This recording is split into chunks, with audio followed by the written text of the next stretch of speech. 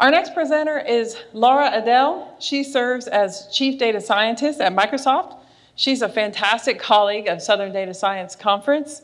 My term for her is high energy, and her term is curiosity. She also has very good fashion sense. So please welcome Laura.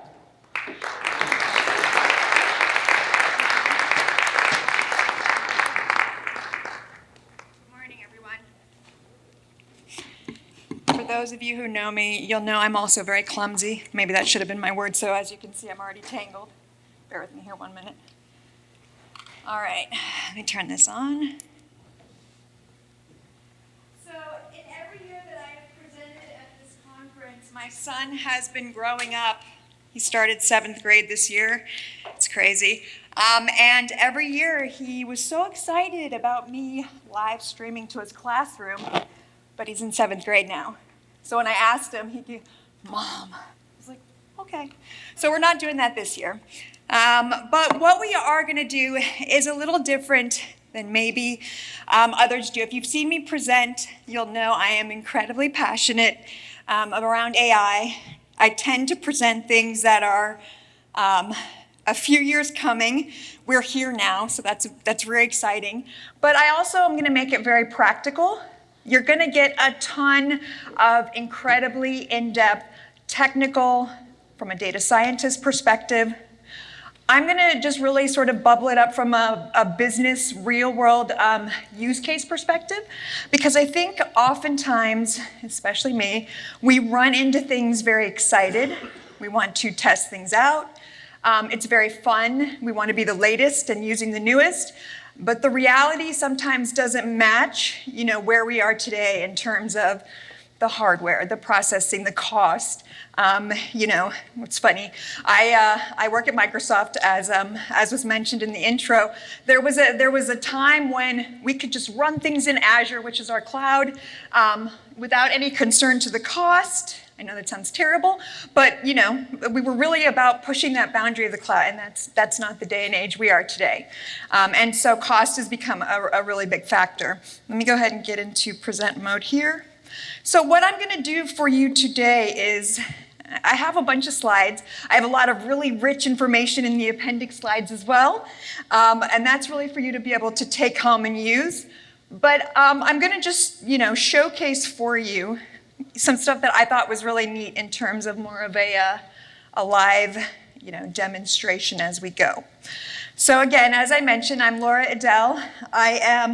My role has evolved.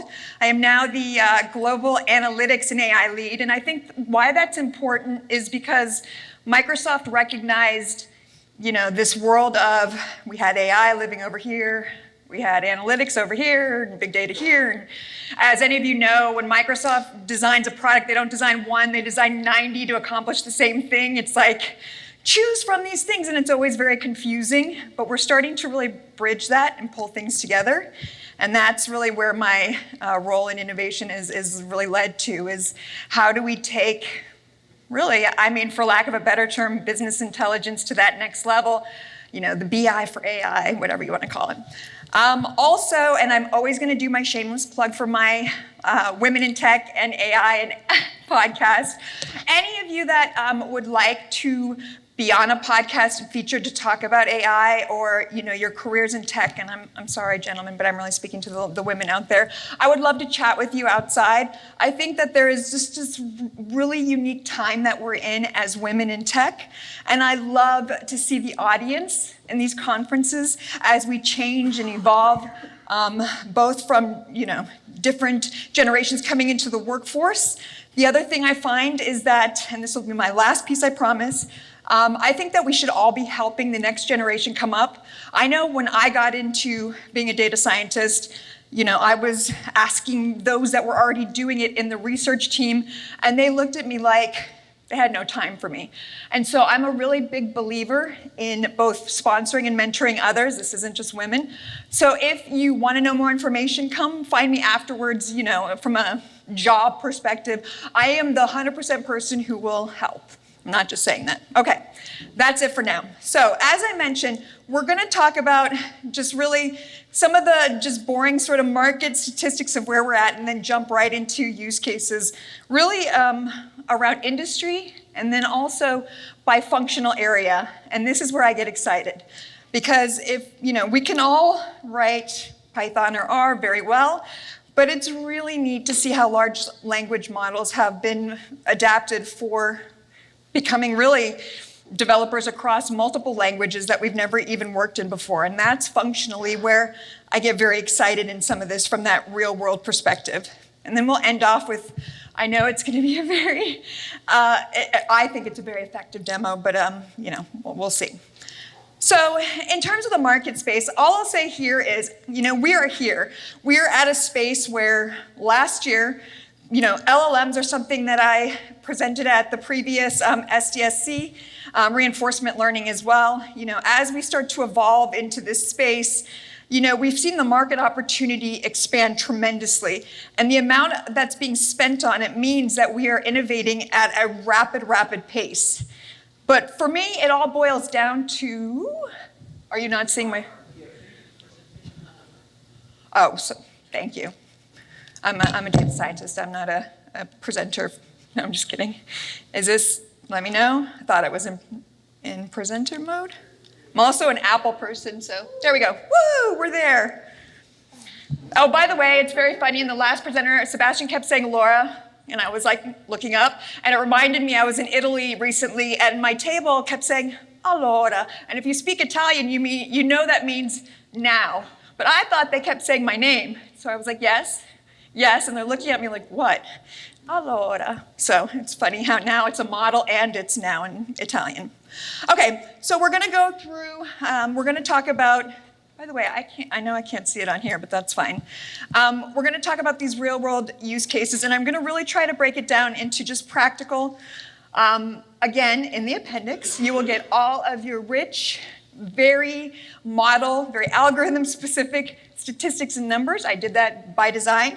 I'm going to just make this much more conversational, and I want you to feel free to ask any questions that you may have. I thought your question was very good, because I think, when you're taking what is theoretical, and especially something that is as, both, I think, misunderstood slightly, but, as LLMs in the implementation of a practical world sense, there's just a lot of nuances. And then when you augment that by things like responsible AI, I don't hear a lot of people, that was like the big thing of, 2020, 2021, as we were all dealing with COVID, just talking about AI in general. But now there's this whole other, if you think about LLMs and the power to generate what is the core of generative AI, it takes it to a whole other level. But it also fixes some things that we had challenges before in terms of training data sets, and we'll talk about that. And so, as I was saying, the market in terms of where we are today and the drivers for it are huge. Everybody wants AI or data science in their companies. Most people don't know why they're trying to build these things out. They just know that somebody told them to build it and they're running out and they're doing it. And what we found is that creates a paradigm for the data scientist that oftentimes they're working on things like, I know my team, when I built them out, they were so excited to come work on sustainability because they said, oh, I've been working on this time last year photos. Again, that's an algorithm that's surfacing up those recommendations, but they weren't very excited about it. And so I think this time that we are is an inflection point for all of us, being the practitioners of this, to think thoughtfully about how to apply this in your real world. I'll augment that to say, I'm a dyslexic. I have dysgraphia. For those of you who don't know what dysgraphia is specifically, it means I have terrible penmanship, my spelling is atrocious, and I'm also wobbly, which is why I can tend to fall all over the place and have my cords tangled when I get on stage. What this is presented for me in terms of a generative AI mode is, if you think about it, the idea of synthesizing speech to text, where I no longer have to worry so much about my misspellings, not so much worrying about the things that make it a little bit harder for my brain to process, are taken care of for me. So when I think about how the introduction of LLMs, when we think about it operationally from a How do we augment our email? How do we augment our day-to-day? How do we do things like presentations, code building? I don't have to think about the nuances that made me different anymore, and my demo largely will showcase that. So we're at this inflection point. It's really exciting, but I'll give you just some numbers. 50% was a big number, and I was like, okay. So 50% is the amount that synthetic data will be created using generative AI by 2025 when it comes to ML. So you think about the vast amount of data that machine learning models need. Imagine the power. So one of the biggest limitations healthcare companies had as they wanted to start to employ and utilize and build out their own algorithms was patient privacy data. And as they wanted to do research projects, it requires a lot of regulatory hoops to jump through to be able to do that. In the world we are today, from being able to generate that synthetic data, imagine the power where by giving it a framework without that patient's data, we can now create that. That means really the amount that then researchers will be able to take the handcuffs off that they previously had and be able to leverage and do things and then share them publicly, which previously they weren't be able to in the past, is that much more powerful. And again, with that power comes a responsibility around the responsible AI side, because as you can imagine, one of the big downfalls that we had, as people were talking about trained data sets that had been trained on image recognition from, the 50s and 60s, is that, these were largely white-based models that didn't have a lot of diversity. They didn't have a lot of different cultures, and so it made it a challenge when we then wanted to do things like image recognition at airports to be able to determine who you were, to be able to pass you through security in a more efficient manner. When you think about things like when we talk about image generative AI and being able to create those images, then we now have the power to augment our training data sets and can do so by quite a large volume than we were able to do in the past.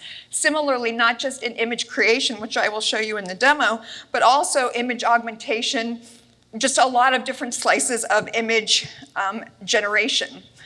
And then what that means then, if you think about, so as we then start to evolve this, what is it going to do as we leverage, for example, Codex? Codex is taking natural language processing and training it on billions and billions of lines of code. And that's how we're able to get things like what is called, GitHub Copilot, which is just the implementation of OpenAI's Codex within GitHub, so that we now can do things like, as I will show you here, create my code file for me, create whatever that language is you want to fill in the gap. In mine, it's HTML and CSS, but that could easily have been Python. Well, what happens when you're in an interview now and it's remote, and you've now got a person on their computer able to have it generate the code for you that you're testing them on? Again, comes the implications of, okay, well, how do we capture and make sure that we're hiring the appropriate employees? We're not accusing or faulting, but we're recognizing that in the world we are today, there is a little bit more power to do things that previously we tested for when we were hiring. When you think about then, and basically, Gartner says by 2025 and 2026 as well, the amount of code written by humans will be reduced by 50% because of the power of this natural language process or codex. And truly, that's where I see this really sort of taking it home. If you think about our world even, the creation of algorithms or coding those, it can do that as well. And so when we talk about, and I've got a slide in here around what is that going to look like for our roles, our jobs, as we need to evolve, I don't think many of us have thought about that because we've always been on the cutting edge of what's coming and what's needed. But in a very near world, these things are going to shift quite drastically now with how LLMs are being adopted towards things like code generation. Then, of course, then there's a thing that makes us all excited, which is more of that, materials, 3D composite printing, new drugs, all of that, will be sort of systematically created on its own.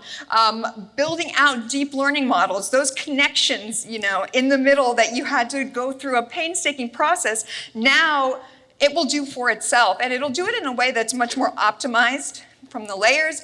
It'll do it from a perspective of what is more accurate, but it'll also do it at the expense and the cost to sort of the underlying systems. And again, these are things that we just need to think about. And lastly, I hate writing, period. That's my dysgraphia.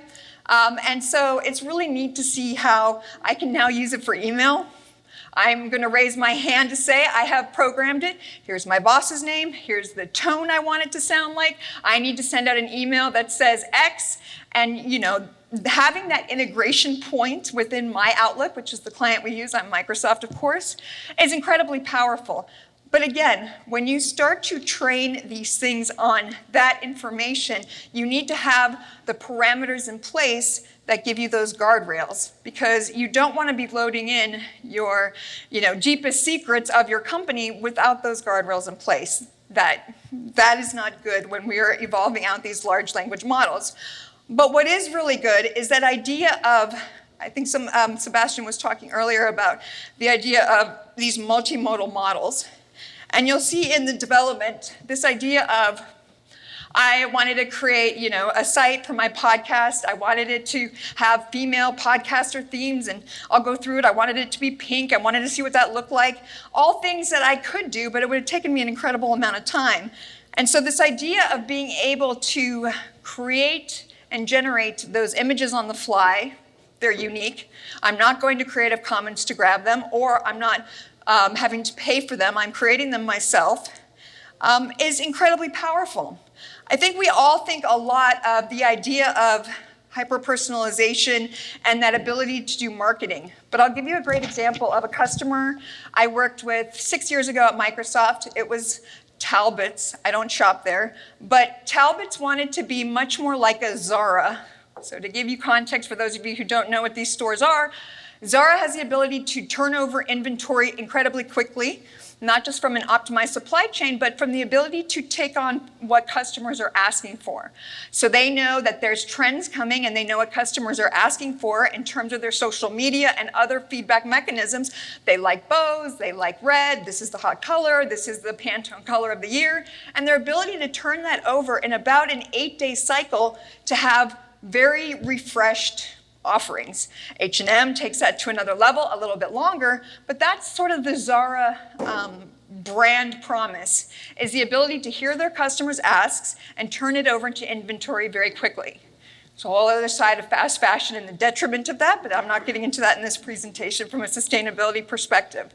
However, when Talbot's came to us, they couldn't even offer on their website the ability to say, show me everything with zippers in it. You would end up getting just a whole swath of whatever they threw in there, because these were things that were hard-coded. And they wanted the ability, when you came into their store, if you made the comment that you liked zippers, that they could pick that up, feed it into a system, and then have it, do something very similar to a Zara. Well, as we were talking to them, I said, well, why not just use computer imaging or computer vision to look at what people are wearing and do it that way, as opposed to people will tell you what you want to hear. It is human nature. That is why oftentimes self-disclosed surveys are not necessarily qualitatively the best, because you don't always, you want to tell people what they want to hear.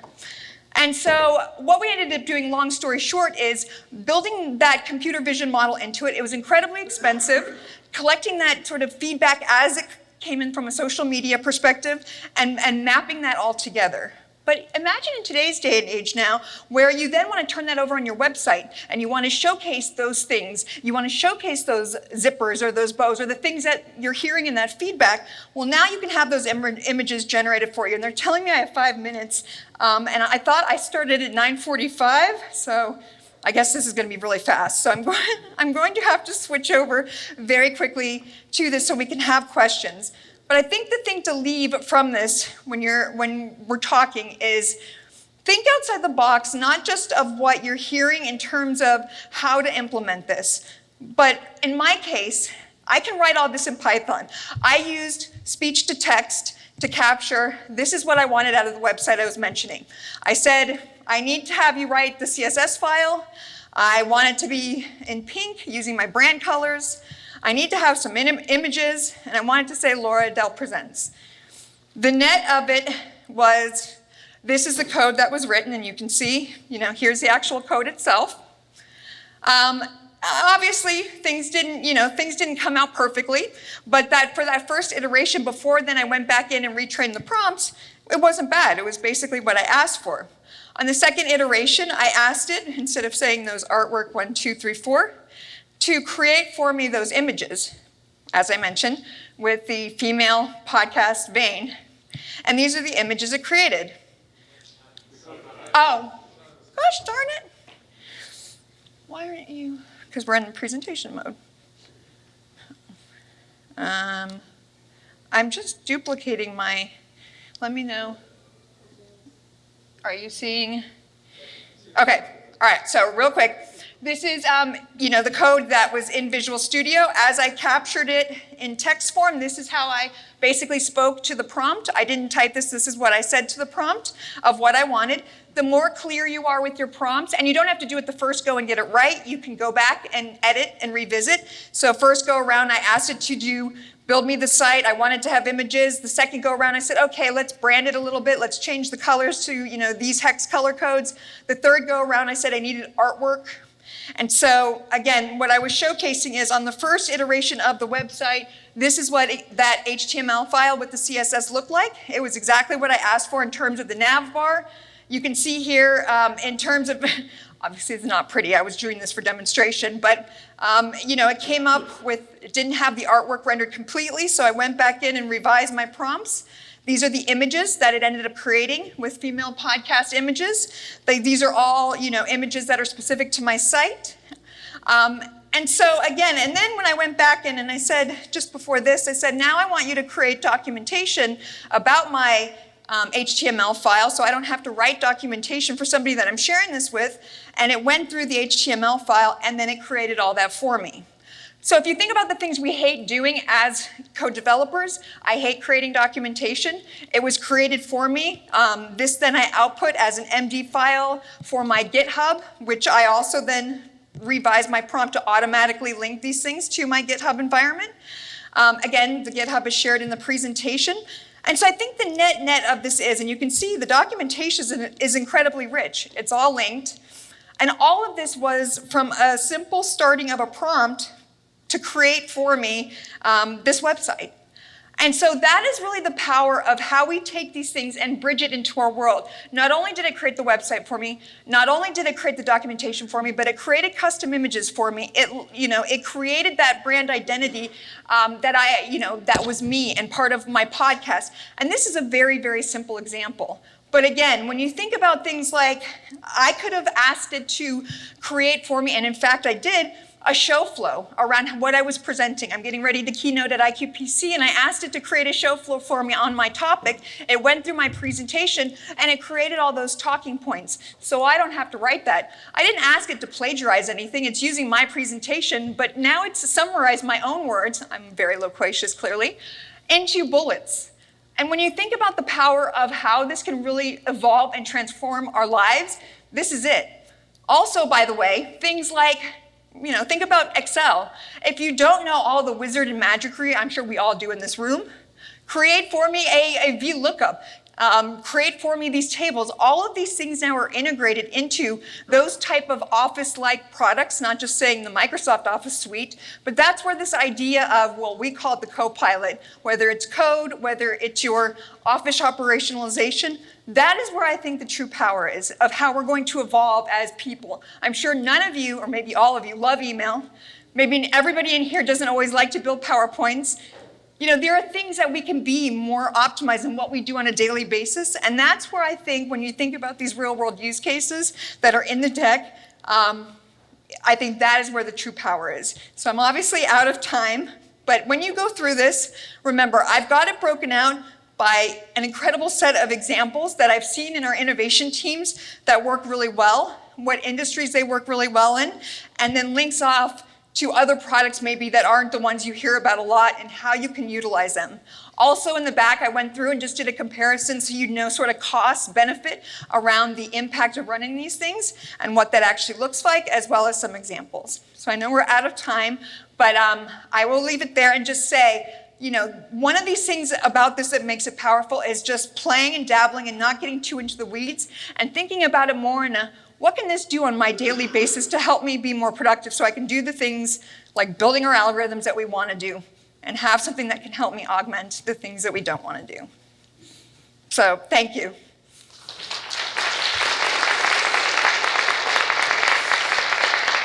And if any of you want me to build your website because of my clearly superior HTML skills that you see on the screen no longer, please let me know.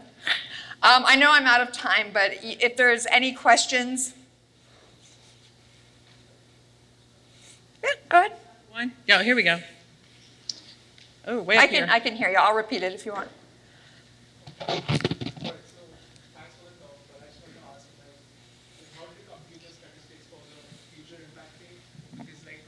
And 18% is like a significant number. Like, yeah, I met with Gartner, and so a lot of that was fueled by the research that they've done, and then also what I'm seeing from our customers. So I took our qualitative and merged it in with them, and then asked it if it passed their sniff test. So it's all referenced in here.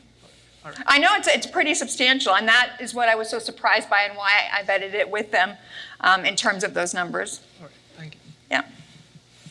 One more? I would just like to ask you, and then we'll ask you, how many of you have actually utilized generative AI to help you do things like your emails, your presentations, your spreadsheets, on a daily basis? I know you, Mark. So for those of you who haven't, I would, or even try it with your code. My partner, he's an artist. He is now having it write his Rust code for him. It's not his skill set. So I would highly, sort of nudge you all to leave here today and just go test it out. It's pretty powerful. I had a question for you real quick. Sure. So you mentioned medical data as well as having the proper guardrails. Do you think that there are enough guardrails when it comes to medical data, for example, in where a C being changed to a G in an amino acid and synthetic data can completely invalidate results or hurt some patient's outcome? How do you see synthetic AI contributing to that? I think right now there aren't enough guardrails, period. I think we're starting to see specifically ethical AI algorithms come out that are targeted towards LLMs. They're really much more geared towards education, plagiarism, those type of things, but they are starting to happen for healthcare.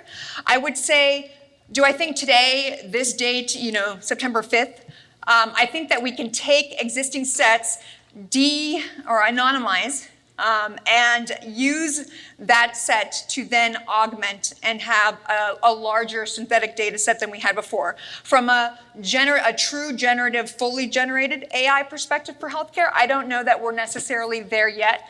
I think that is where, when we talk about sort of that power of responsible AI and making sure that you don't inadvertently then go back to having this very white data set for image recognition like in the past, there are a lot of things you have to think through and plan through, and I think companies don't necessarily give you that time to really think and be thoughtful to do that successfully, and I think healthcare is one of those areas where they need to make sure that they do that. FinTech is another one that's really leveraged this and run, and that's the other very highly regulated industry. You'll see in here a ton of examples around how they've created guardrails and examples like at Morgan Stanley.